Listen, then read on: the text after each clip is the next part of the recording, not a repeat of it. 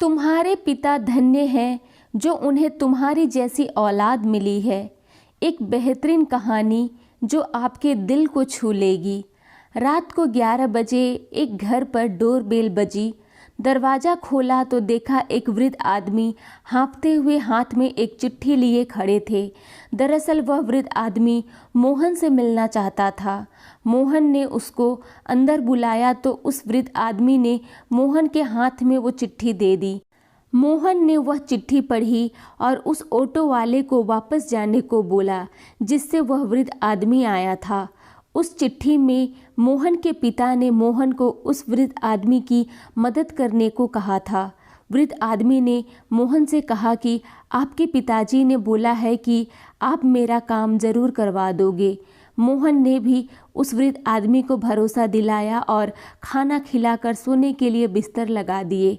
दरअसल बात यह थी कि उस वृद्ध आदमी के लड़के की सड़क दुर्घटना में मौत हो गई थी। बेटे की मौत के बाद उस आदमी को दैनिक खर्चों के लिए पैसों की ज़रूरत पड़ने लगी।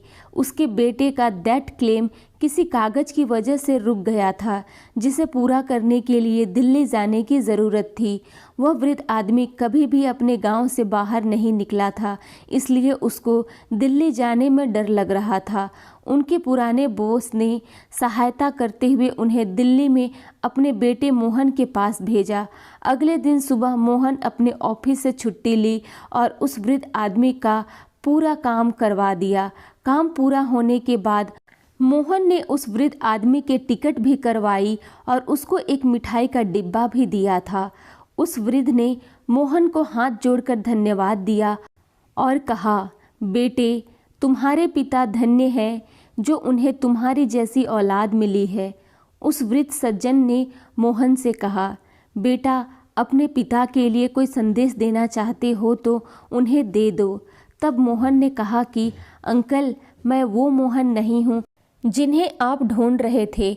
मोहन ने कहा कि जब वह उस चिट्ठी को पढ़ रहा था तो उसमें मोहन के नंबर थे और उसने उन नंबर पर कॉल किया तो पता चला कि मोहन यहाँ दिल्ली में नहीं है और कुछ दिनों बाद लौटेगा। उस वृद्ध आदमी ने हैरान होते हुए पूछा, बेटा तुमने मेरे लिए इतनी तकलीफ़ क्यों उठाई? मोहन ने कहा कि मैं आपकी उम्र, उम्मीद और तकलीफ़ को देखकर मना नहीं कर पाया। इतना सुनकर वृद्ध भावुक हो गए और नम आँखों के साथ यह कहते हुए अपनी बस की ओर चल दिए कि कौन कहता है कि भगवान नहीं होते हैं। मोहन भी भारी मन से लेकिन सुकून के साथ खुद पर गर्व करते हुए अपने घर की तरफ चल पड़ा। उस दिन मोहन को बहुत सुकून भरी नींद आई थी। किसी ने क्या खूब कहा है, मदद करने के लिए केवल धन की ज़रूरत नहीं होती, उसके लिए एक अच्छे मन की ज़रूरत होती है। धन्यवाद।